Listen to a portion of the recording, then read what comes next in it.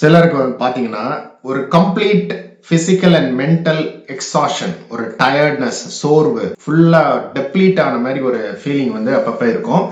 So இது நிறைய கண்டிஷன்ல வரலாம். ஸோ ஃபர்ஸ்ட் பாத்தீங்கன்னா ஸ்லீப் முக்கியம். ஸ்லீப் ஏதாவது இஷ்யூஸ் இருந்தால் அந்த மாதிரி வரலாம். இது மாதிரி டயபெட்டிஸ்ல வரலாம், இன்சுலின் ரெசிஸ்டன்ஸ் இருந்தால் வரலாம். அதே மாதிரி இப்போ பார்க்க போற ஃபேட்டி லிவர் டிசீஸ் இருந்தாலும் வரலாம். ஸோ இப்போ உங்களுக்கு கிரேட் 1 ஃபேட்டி லிவர் டிசீஸ் இருந்தா நீங்க டயர்டா இருக்கீங்க, மென்டலி டயர்டா இருக்கீங்க, பிசிக்கலி டயர்டா இருக்கீங்க, end of the day totally depleted, பேட்டரியில பவர் போன மாதிரி டெப்ளீட்டட் ஆயிட்டீங்கன்னா அதுக்கு ஒரு ரீசன் ஃபேட்டி லிவரா இருக்கலாம்.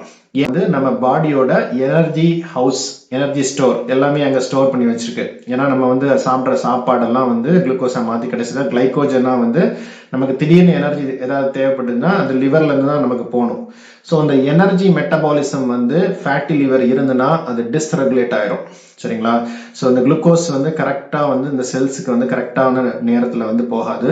ஸோ அதனால உங்களுக்கு இந்த டயர்ட்னஸ் இருக்கும்.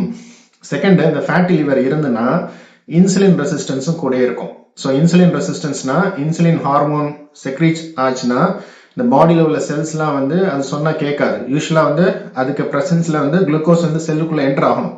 பட் செல் அந்த அளவுக்கு ரெசிஸ்டன்ஸ் காட்டும்.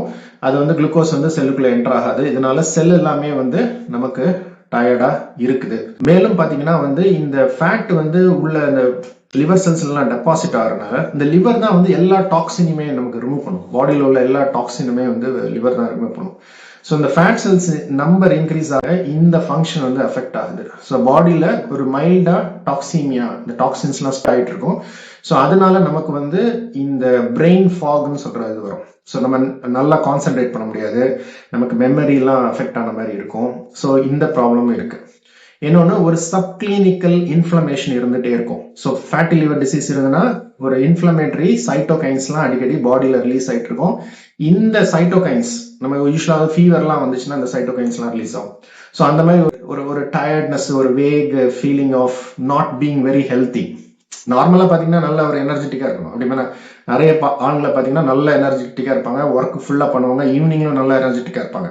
பட் இந்த ஃபேட்டி லிவர் டிசீஸ் இருந்தால் ஒரு டயர்ட்னஸ், வேக்னஸ், வீக்னஸ், பெயின், இந்த மாதிரி விஷயங்கள்லாம் இருக்கும். அதுக்கு ரீசன் என்னன்னா ஒரு சப்கிளினிக்கலா இன்ஃப்ளமேஷன் இருக்கும், மீடியேட்டட் பை சைட்டோகைன்ஸ். இனி நாலாவது ஃபைனல் ரீசன் என்னன்னு பாத்தீங்கன்னா இந்த ஃபேட்டி லிவர் டிசீஸ் இருந்தா கூடயே ஸ்லீப் டிஸ்டர்பன்சஸும் இருக்கும், புவர் குவாலிட்டி ஸ்லீப் இருக்கும், ஸ்லீப் ஆப்னியான ஒரு ப்ராப்ளமும் கூட இருக்கிறதுக்கு சான்ஸ் இருக்கு.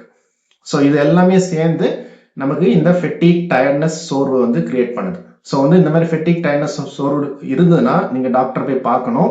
ஸோ நிறைய பாசிபிலிட்டிஸ் இருக்கு. அதுல one of the possibilities fatty liver disease.